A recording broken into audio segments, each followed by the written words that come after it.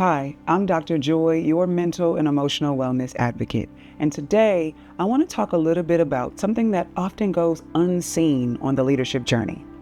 This isn't about skill, this isn't about strategy, this is about story. More specifically, how thought patterns turn into behavioral patterns.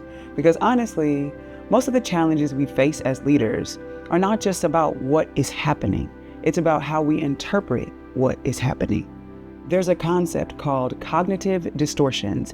These are automatic and often unconscious ways of thinking that shapes how we feel, how we respond, and ultimately how we lead. Before we get into it, I want to remind you that distortions don't mean that there's something wrong with you. They're simply your brain trying to make sense of what is happening, especially when you feel like you're under pressure.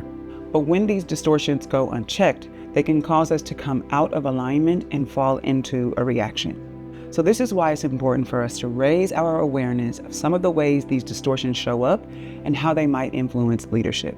First, let's talk about catastrophizing. This is when you assume the worst possible outcome is what will happen.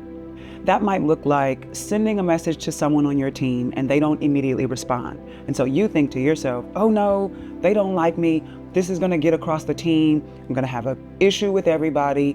And you start to snowball into the worst possible scenario. This isn't helpful because you begin to respond in fear instead of with facts. And so what you could do in those moments, if you notice that you're starting to catastrophize, ask yourself, what evidence do I have to support this story? And then there's mind reading. This is when you assume you know what others are thinking, even without evidence. So say, for instance, you're leading a meeting with your team and you have someone who's kind of disengaged, they're not really participating. If you're experiencing mind reading distortions, you might say to yourself, oh, they don't like me or they don't respect my leadership. This is going to create distance between you and the person on your team. So instead, you might choose to get curious and say, I'm interested to hear your thoughts about this. Overgeneralization. This is when you take one incident and you apply it broadly. So maybe you had one bad leadership conversation. That doesn't mean that you're not cut out for this work. We all have room for growth. But when we engage in overgeneralization, we stunt our growth and we limit ourselves. So instead, ground yourself in specifics. What didn't go well and what could I do differently next time? Personalization is when you take responsibility for things that are outside of your control. So say you have a disengaged team member. If you personalize, then you might say to yourself, it's my fault and I should be doing more. But that just leads to you overextending yourself.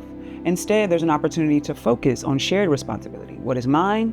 What is yours? And then how can I think of creative ways to get you involved? Emotional reasoning is when you believe that how you feel reflects reality. So yeah, you feel overwhelmed, but that doesn't mean that you can't do this. Feelings are signals, not stop signs. Pause, reflect, and ask yourself, what do I need right now? All or nothing thinking. This is when you see things in extremes. So you might say, well, if it didn't go perfectly, then I failed. And that erases all of your progress. So try to find something in the middle that says, this is what went well, and this is where we can improve. So why does this matter? Because in critical moments, people turn to their leaders for guidance. And sometimes that can feel like pressure. And if you respond to pressure with distorted thinking, that might cause you to lead in ways that are not in alignment with the vision you have for the impact that you want to make.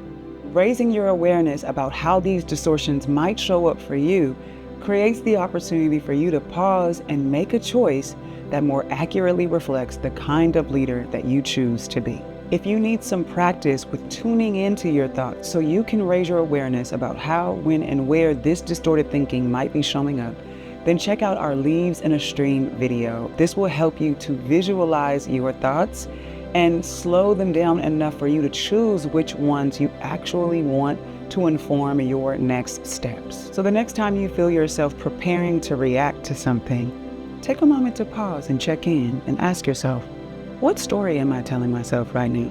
Because in that space between your thought and your action, that's where your leadership lives.